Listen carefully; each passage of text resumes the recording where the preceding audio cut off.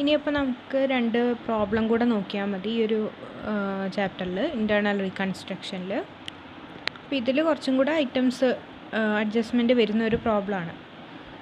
അപ്പോൾ ഇതിൽ first problem നോക്കുമ്പം ബാലൻസ് ഷീറ്റ് തന്നിട്ടുണ്ട്. ബാലൻസ് ഷീറ്റ് ഹൊറിസോണ്ടൽ ഫോമിൽ തന്നെയാണ് തന്നിട്ടുള്ളത്.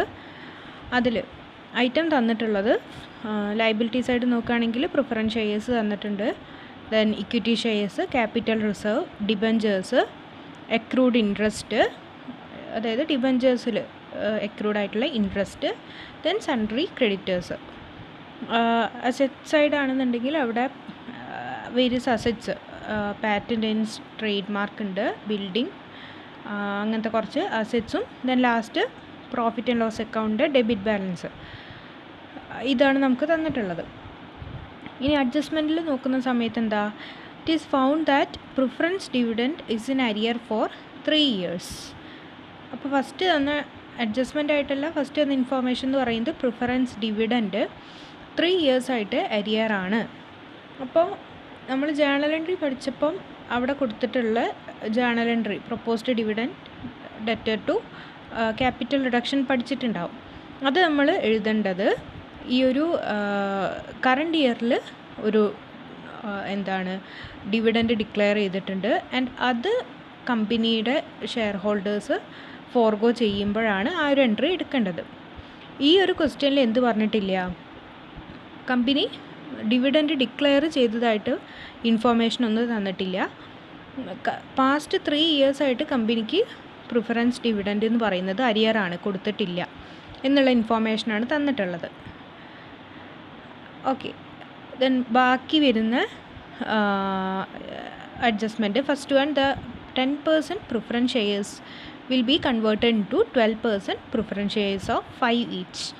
ഇപ്പോൾ എന്ത് ചെയ്യണം, നമ്മൾ ഓൾഡ് പ്രിഫറൻസ് ഷെയർ ക്യാപിറ്റലിനെ ഡെബിറ്റ് ചെയ്തിട്ട് new preference share capital account credit ചെയ്യണം, ആൻഡ് അതിൻ്റെ ഡിഫറൻസ് എമൗണ്ട് ക്യാപിറ്റൽ റിഡക്ഷനിലേക്ക് ട്രാൻസ്ഫർ ചെയ്യുക. ദെൻ സെക്കൻഡ്, അതുപോലെ തന്നെ equity shares will be reduce to 5 per share. അതിൽ 3 പെയ്ഡപ്പ് ആണ്. 5 rupeesനാണ് ഇക്വിറ്റി ഷെയർസ് റെഡ്യൂസ് ചെയ്തിട്ടുള്ളത്. ടോട്ടൽ ഷെയർസിൻ്റെ വാല്യൂ, ഇക്വിറ്റി ഷെയർസിൻ്റെ വാല്യൂ എന്ന് പറയുന്നത് 10 rupees ഈച്ച് ആണ്. അതിന് എത്രയ്ക്ക് റെഡ്യൂസ് ചെയ്തിട്ടുണ്ട്, 5 rupees ആയിട്ട് റെഡ്യൂസ് ചെയ്തിട്ടുണ്ട്. കറൻ്റ്ലി അതിന് 3 ആണ് പെയ്ഡപ്പ് ആയിട്ട് അവർ വാങ്ങിയിട്ടുള്ളത്. ഇഷ്യൂ ചെയ്ത സമയത്ത് 3 rupeesനാണ് ഇത് വാങ്ങിയത്. And the call was to be made immediately for acquiring cash. And അതിന് ശേഷം എന്ത് ചെയ്തിട്ടുണ്ട്, ആ ഒരു 3 rupee പെയ്ഡപ്പ് ചെയ്തതിൻ്റെ തൊട്ടടുത്തായിട്ട് തന്നെ ഇവർ എന്ത് ചെയ്തിട്ടുണ്ട്, ബാക്കി 2 rupeesനുള്ള കോള് കൂടെ മേക്ക് ചെയ്തിട്ടുണ്ട്, അല്ലെങ്കിൽ കോള് ചെയ്തിട്ടുണ്ട് ബാക്കി 2 rupees. ഇപ്പോൾ നമ്മൾ എന്ത് ചെയ്യണം, പുതിയ ഷെയർ അലോട്ട് ചെയ്യുന്ന അല്ലെങ്കിൽ ഷെയർ കോൾ ചെയ്യുന്ന ആ ഒരു എൻട്രി കൂടെ അവിടെ എഴുതണം, ഒരു 2 rupeesൻ്റെ വെച്ചിട്ട്. അങ്ങനെ ടോട്ടൽ 5 rupees ആയിട്ട് എന്ത് ചെയ്തിട്ടുണ്ട്, share capital, equity share capital reduce ചെയ്തു. അതിൻ്റെയും ഡിഫറൻസ് എമൗണ്ട് നമ്മൾ ക്യാപിറ്റൽ റിഡക്ഷനിലേക്ക് എടുക്കും. ഇനി next adjustment, 10% debentures will be converted into 12% debentures of ₹75 each. എന്താക്കിയിട്ടുണ്ട്, ഡിബഞ്ചർ ഹോൾഡേഴ്സിന് 75 ഈച്ച് ആയിട്ട് കൺവേർട്ട് ചെയ്തിട്ടുണ്ട്. ഡിബഞ്ചേഴ്സിൻ്റെ വാല്യൂ എന്ന് പറയുന്നത് ഇപ്പോൾ 100 ഈച്ചാണ്, അതിന് നമ്മൾ 75 ആക്കിയിട്ട് കൺവേർട്ട് ചെയ്തു. And the debenture holders agree to forgo 50% of the accrued interest on the stipulation of payment of the balance amount in cash. പിന്നെ എന്ത് ചെയ്തിട്ടുണ്ട്, ഡിബഞ്ചർ ഹോൾഡേഴ്സ് അവർക്ക് ടോട്ടൽ ഇപ്പോൾ എക്രൂഡ് ഡിബഞ്ചേഴ്സ് ആയിട്ട്, ഇൻട്രസ്റ്റ് ഓൺ ഡിബഞ്ചേഴ്സ് ആയിട്ട് 15,000 നമുക്ക് balance ഷീറ്റിൽ തന്നിട്ടുണ്ട്. അതിൻ്റെ 50% അവർ ഫോർഗോ ചെയ്തിട്ടുണ്ട്. ഒന്നും പറഞ്ഞിട്ടില്ല എന്നുണ്ടെങ്കിൽ ഡിബഞ്ചേഴ്സ് ഫോർഗോ ചെയ്യുന്ന ഐറ്റം മാത്രമേ പറഞ്ഞിട്ടുള്ളൂ എന്നുണ്ടെങ്കിൽ നിങ്ങൾ അതിൻ്റെ കൂടെ വരുന്ന ഇൻട്രസ്റ്റ് കൂടെ ഓട്ടോമാറ്റിക്കലി കംപ്ലീറ്റ്ലി ഫോർഗോ ചെയ്യുന്നതായിട്ട് കാട്ടാം. ഇവിടെ എന്ത് സ്പെസിഫിക്കലി പറഞ്ഞിട്ടുണ്ട്, 50% ഓഫ് ദ എക്രൂഡ് ഇൻട്രസ്റ്റ് ആണ് ഫോർഗോ ചെയ്തിരിക്കുന്നത്. അപ്പോൾ അതിന് നമ്മൾ എന്ത് ചെയ്യുക, ക്യാപിറ്റൽ റിഡക്ഷനിലേക്ക് 50% ക്യാപിറ്റൽ റിഡക്ഷനിലേക്ക് മാറ്റുക. ആൻഡ് ബാക്കി 50% എന്താ, payment of the balance amount in cash. ബാക്കി 50% അവർക്ക് തിരിച്ചു കൊടുത്തിട്ടുണ്ട്. എക്രൂഡ് ഇൻട്രസ്റ്റ് ക്യാഷ് ആയിട്ട് അല്ലെങ്കിൽ ബാങ്ക് യൂസ് ചെയ്തുകൊണ്ട് തിരിച്ച് കൊടുത്തിട്ടുണ്ട്.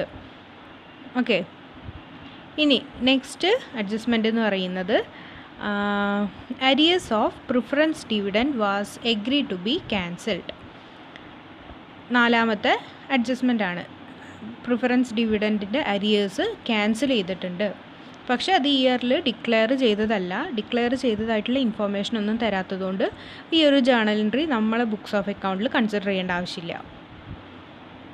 ഇനി next, sundry creditors agreed to waive 40% of their claims in consideration of immediate payment of their dues. Creditors എന്ത് ചെയ്തിട്ടുണ്ട്, അവരുടെ ടോട്ടൽ എമൗണ്ടിൻ്റെ 40% വെയ്വ് ചെയ്തിട്ടുണ്ട്, അല്ലെങ്കിൽ ഫോർഗോ ചെയ്തിട്ടുണ്ട് 40%. അത്രയും നമുക്ക് ഈ ഒരു ക്യാപിറ്റൽ റിഡക്ഷനിലേക്ക് മാറ്റാം. ബാക്കി എമൗണ്ട് അവർക്ക് ഇമ്മീഡിയറ്റ്ലി ക്യാഷായിട്ട് പേയ്മെൻറ്റ് ചെയ്തിട്ടുണ്ട്. ക്യാഷ് അല്ലെങ്കിൽ ബാങ്ക് യൂസ് ചെയ്തുകൊണ്ട് പേയ്മെൻറ്റ് നടത്തിയിട്ടുണ്ട്. അപ്പോൾ ബാക്കി നമ്മൾ തിരിച്ചു കൊടുത്തു. 40% എന്ത് ചെയ്തു, ക്യാപിറ്റൽ റിഡക്ഷനിലേക്ക് ട്രാൻസ്ഫർ ചെയ്തു. ഇനി നെക്സ്റ്റ്, ദ അസറ്റ്സ് വർ റിവാല്യൂഡ്. ഈ ഒരു അഡ്ജസ്റ്റ്മെൻ്റാണ് ഇവിടെ പുതിയതായിട്ട് വരുന്നത്. അസറ്റ്സിൻ്റെ കേസിൽ നമ്മൾ പറഞ്ഞു, അസറ്റ്സിൻ്റെ കേസ് വാല്യൂ കുറയുന്ന സമയത്ത് അല്ലെങ്കിൽ ഡിപ്രിസിയേഷൻ വരുന്ന സമയത്ത് നമുക്ക് ആ ഒരു ഡിപ്രിസിയേഷൻ എമൗണ്ട് ഈ ക്യാപിറ്റൽ റിഡക്ഷനിൽ വരുന്ന ബാലൻസ് യൂസ് ചെയ്തുകൊണ്ട് റൈറ്റ് ഓഫ് ചെയ്യാം. പക്ഷേ ഇവിടെ നോക്കുക, ബിൽഡിങ്ങിൻ്റെ വാല്യൂ 1,40,000 ആയിട്ടാണ് റീവാല്യൂ ചെയ്തിരിക്കുന്നത്. ആക്ച്വലി അതിൻ്റെ വാല്യൂ ബാലൻസ് ഷീറ്റിൽ തന്നിരിക്കുന്നത് എത്രയാണ്, 1,10,000 ആണ്. അപ്പം 1,10,000 1,40,000 ആയി എന്ന് പറയുമ്പോൾ അവിടെ ഒരു 30,000 ഇൻക്രീസ് ആണ് വന്നിട്ടുള്ളത്. അപ്പോൾ നോട്ട് ചെയ്യേണ്ട കാര്യം, അസറ്റ്സിൻ്റെ വാല്യൂ ഇൻക്രീസ് ചെയ്യുന്ന സമയത്ത് അല്ലെങ്കിൽ അസറ്റിൻ്റെ വാല്യൂ അപ്രിഷിയേറ്റ് ചെയ്യുന്ന സമയത്ത് ആ ഒരു എമൗണ്ട് കൂടെ നമ്മൾ ക്യാപിറ്റൽ റിഡക്ഷൻ അക്കൗണ്ടിലേക്കാണ് എന്ത് ചെയ്യേണ്ടത്, ട്രാൻസ്ഫർ ചെയ്യേണ്ടത് അറ്റ് ദ ടൈം ഓഫ് റീകൺസ്ട്രക്ഷൻ്റെ സമയത്ത് അസറ്റ്സിൻ്റെ വാല്യൂ കൂടുന്ന സമയത്ത് നമ്മളത് ക്യാപിറ്റൽ റിഡക്ഷനിലേക്ക് ട്രാൻസ്ഫർ ചെയ്യും. ഈ എമൗണ്ടുകളൊക്കെ ട്രാൻസ്ഫർ ചെയ്യുന്നത് പോലെ ക്യാപിറ്റൽ റിഡക്ഷനിലേക്ക് ക്രെഡിറ്റ് ചെയ്യുകയാണ് ചെയ്യുക. എത്ര എമൗണ്ട് കൂടി എന്നുണ്ടെങ്കിൽ ഇവിടെ 30,000 ബിൽഡിങ്ങിൻ്റെ വാല്യൂ നമ്മൾ ക്യാപിറ്റൽ റിഡക്ഷനിലേക്ക് ട്രാൻസ്ഫർ ചെയ്യണം. പ്ലാന്റ് ആൻഡ് മെഷീനറി 1,20,000 ആണ്. ആക്ച്വലി 1,30,000 ആണ് ബാലൻസ് ഷീറ്റിൽ തന്നിട്ടുള്ളത്. അപ്പോൾ അവിടെ വാല്യൂ കുറഞ്ഞതാണ്. അപ്പോൾ ആ ഒരു ഡിപ്രിസിയേറ്റ് ചെയ്തിരിക്കുന്ന എമൗണ്ട് നമ്മൾ ഈ ഒരു ക്യാപിറ്റൽ റിഡക്ഷൻ യൂസ് ചെയ്തുകൊണ്ട് റൈറ്റ് ഓഫ് ചെയ്യാം. പിന്നെ ഫർണിച്ചർ 38,000, ബാലൻസ് ഷീറ്റിൽ 25,000 ആണ്. അപ്പോൾ എന്ത് ചെയ്തിട്ടുണ്ട്, ഇൻക്രീസ് ചെയ്തിട്ടുണ്ട്. ആ ഒരു എമൗണ്ട് നമ്മൾ ക്യാപിറ്റൽ റിഡക്ഷനിലേക്ക് ട്രാൻസ്ഫർ ചെയ്യണം. Then stock in trade 50,000.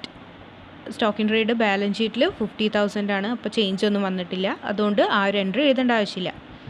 Then sundry debtors 30,000 ആണ്, ബാലൻസ് ഷീറ്റിൽ 35,000 ആണ്. അപ്പോൾ അവിടെ ഒരു വാല്യൂ കുറഞ്ഞതാണ്, അത് നമ്മൾ ക്യാപിറ്റൽ റിഡക്ഷൻ യൂസ് ചെയ്തുകൊണ്ട് റൈറ്റ് ഓഫ് ചെയ്യാം. Then last, patent and trademark and other fictitious asset are to be written off as far as possible. ഇവിടെ ഗുഡ് വിൽ ഒന്നും തന്നിട്ടില്ല, പാറ്റൻറ്റ് ആൻഡ് ട്രേഡ് മാർക്കാണ് ഇവിടെ ഫിക്റ്റീഷ്യസ് അസറ്റ്സ് ആയിട്ട് വരുന്നത്. ആൻഡ് പ്രോഫിറ്റ് ആൻഡ് ലോസ് അക്കൗണ്ടിൻ്റെ debit balance, ഇതാണ് നമുക്ക് ഇവിടെ റൈറ്റ് ഓഫ് ചെയ്യാനുള്ളത്. ഇനി ബാലൻസ് ഷീറ്റ് എൻട്രി എഴുതുന്ന സമയത്ത് ഫസ്റ്റ് എന്ത് ചെയ്യണം, നമ്മൾ പറഞ്ഞു പ്രിഫറൻസ് ഷെയർ ക്യാപിറ്റലിനെ old preference share capital debit ചെയ്യുക, new preference share capital credit ചെയ്യുന്നു.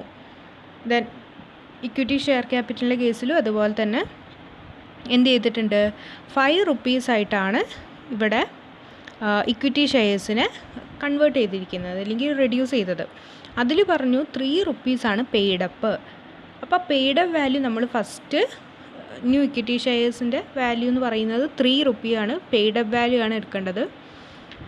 ബാക്കി എമൗണ്ട് നമ്മൾ 7 rupee ക്യാപിറ്റൽ റിഡക്ഷനിലേക്ക് ട്രാൻസ്ഫർ ചെയ്തു. അതിന് ശേഷം അവരെന്ത് പറഞ്ഞു, ബാക്കി 2 rupee കൂടെ, അതായത് 5 rupeeയിൽ 3 rupee ഓൾറെഡി പെയ്ഡപ്പാണ്, ബാക്കി 2 rupees കൂടെ ഇമ്മീഡിയറ്റ്ലി അവർ കോൾ ചെയ്തിട്ടുണ്ട്. അപ്പോൾ കോൾ ചെയ്യുമ്പോഴുള്ള എൻട്രി നമ്മൾ ആദ്യം പഠിച്ചിട്ടുള്ളതാണ്, equity share call account added to equity share capital. And അത് റിസീവ് ചെയ്യുന്ന സമയത്ത് bank account added to equity share call account.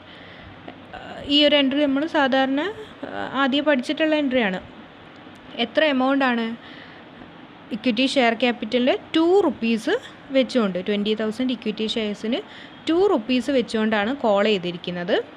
ഇങ്ങനെ കോൾ ചെയ്യാത്ത സിറ്റുവേഷൻസ് ഉണ്ടാകും. ക്വസ്റ്റ്യനിൽ പെയ്ഡപ്പ് മാത്രം വെച്ചിട്ടാണെങ്കിൽ ഈ ഒരു എൻട്രി മാത്രം മതി. ഇവിടെ കോൾ പറഞ്ഞതുകൊണ്ടുള്ള എൻട്രിയാണ് ഈ ഒരു എൻട്രി എന്ന് പറയുന്നത്. ഇത് കമ്പൈൻഡ് ആയിട്ട് എങ്ങനെ ചെയ്താലും മതി, bank account added to equity share capital എന്നുള്ള ഒരു സിംഗിൾ എൻട്രി ആയിട്ട് വേണമെങ്കിലും എഴുതാം. അതല്ലെങ്കിൽ ഇങ്ങനെ സെപ്പറേറ്റ് ആയിട്ട് വേണമെങ്കിലും എഴുതാം. ഇതെന്തിൻ്റെയാണ്?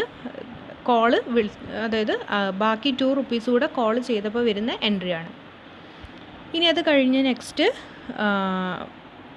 ഡിബഞ്ചേഴ്സിൻ്റെ കേസാണ് പറയുന്നത്. ഡിബഞ്ചേഴ്സിൻ്റെ കേസ് എന്താ പറഞ്ഞത്? അവർ 75 rupees വെച്ച് കൺവേർട്ട് ചെയ്തിട്ടുണ്ട്. ഇപ്പോൾ 100 rupees ഉള്ളതിനെ 75 rupees വെച്ച് കൺവേർട്ട് ചെയ്തിട്ടുണ്ട്. ബാക്കി എമൗണ്ട് ക്യാപിറ്റൽ റിഡക്ഷനിലേക്ക് ട്രാൻസ്ഫർ ചെയ്യാം.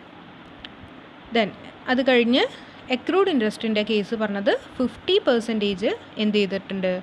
ക്യാപിറ്റൽ റിഡക്ഷനിലേക്ക് ട്രാൻസ്ഫർ ചെയ്യുക. 50% അവർക്ക് ബാങ്ക് അല്ലെങ്കിൽ ക്വസ്റ്റ്യനിൽ ബാങ്കും ക്യാഷും തന്നിട്ടുണ്ടെങ്കിൽ ഫസ്റ്റ് ബാങ്ക് വെച്ചിട്ട് അതിനെ സെറ്റിൽ ചെയ്യാൻ നോക്കുക. അപ്പം ബാങ്ക് എന്ത് ചെയ്തിട്ടുണ്ട്? എക്രൂഡ് ഇൻട്രസ്റ്റ് ബാക്കി 50% അവർക്ക് തിരിച്ചു കൊടുത്തിട്ടുണ്ട്.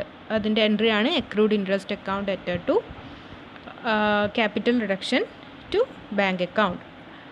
അതുപോലെ തന്നെ സൺട്രി ക്രെഡിറ്റേഴ്സിൻ്റെ കേസിലും അവർ 40% വെയ്വ് ചെയ്തിട്ടുണ്ട്, അല്ലെങ്കിൽ 40% അവർ എന്ത് ചെയ്തിട്ടുണ്ട്? ഫോർഗോ ചെയ്തിട്ടുണ്ട്. അപ്പോൾ ആ ഒരു എമൗണ്ട് എന്ത് ചെയ്യുക? ടോട്ടൽ സൺട്രി ക്രെഡിറ്റേഴ്സിൻ്റെ 40% ക്യാപിറ്റൽ റിഡക്ഷനിലേക്കും ബാക്കി 60% അവർക്ക് പേ ചെയ്തിട്ടുണ്ട്. അപ്പോൾ ടു ബാങ്ക് 46,500 എന്നും വരും. ഇനി നെക്സ്റ്റ് പറഞ്ഞത് എന്താ? അസറ്റ്സിൻ്റെ കേസാണ്. അതിൽ 2 അസറ്റ്സിൻ്റെ വാല്യൂ ഇൻക്രീസ് ചെയ്തിട്ടുണ്ട്, ബിൽഡിങ്ങിൻ്റെയും ഫർണിച്ചർ ആൻഡ് ഫിക്സ്ചേഴ്സിൻ്റെ. ഈ 2 ഇൻക്രീസ് ചെയ്തിരിക്കുന്ന വാല്യൂ 30,000-ഉം 13,000-ഉം. ഇത് രണ്ടും നമ്മൾ എന്ത് ചെയ്യുക? ക്യാപിറ്റൽ റിഡക്ഷനിലേക്ക് ട്രാൻസ്ഫർ ചെയ്യാം. അപ്പോൾ ഇത്രയും ആയപ്പോൾ നമ്മൾ ക്യാപിറ്റൽ റിഡക്ഷൻ അക്കൗണ്ടിൽ എത്ര ഉണ്ട് എന്നുള്ളത് നമുക്ക് കണ്ടെത്തിയിട്ടുണ്ട്. അതായത് ക്രെഡിറ്റ് സൈഡിൽ വരുന്ന എമൗണ്ട്സ്, ക്യാപിറ്റൽ റിഡക്ഷൻ്റെ ക്രെഡിറ്റ് സൈഡ് വരുന്ന എമൗണ്ട്സ് നോക്കുക, എത്ര ടോട്ടൽ ട്രാൻസ്ഫർ ചെയ്തിട്ടുണ്ട്.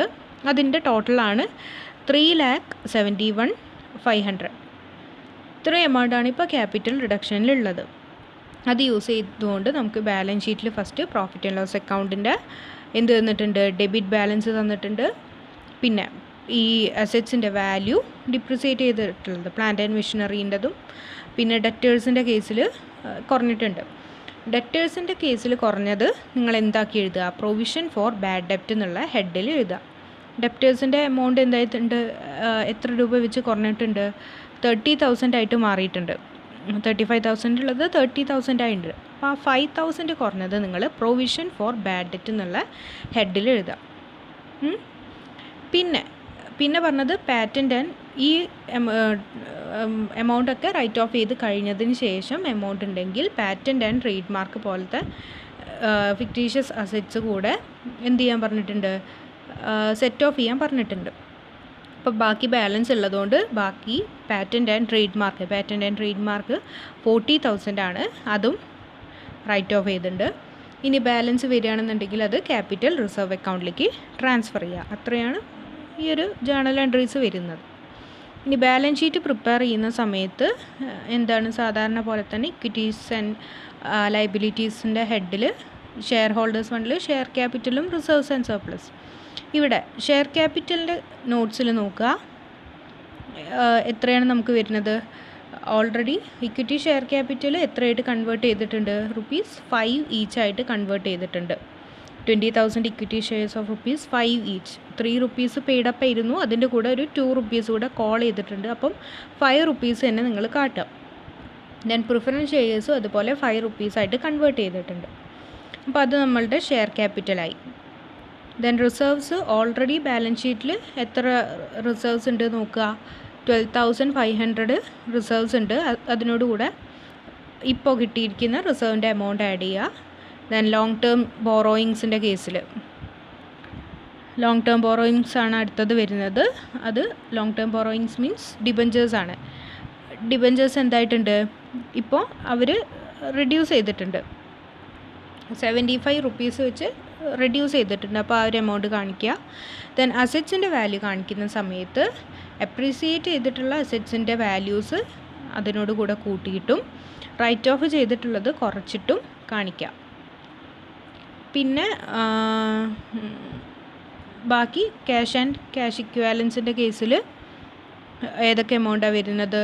ക്യാഷ് ആൻഡ് ക്യാഷ് ഇക്വാലൻസിൽ ക്യാഷ് എമൗണ്ട് ഓൾറെഡി ബാലൻസ് ഷീറ്റിൽ 11,250 തന്നിട്ടുണ്ട്.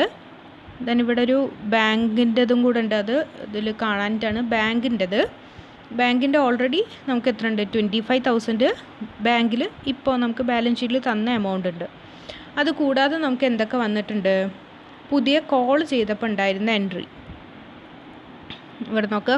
കോൾ ചെയ്തപ്പോൾ ഒരു 40,000 വന്നിട്ടുണ്ട് പുതിയതായിട്ട് വന്ന്. അപ്പോൾ 25,000 + 40,000.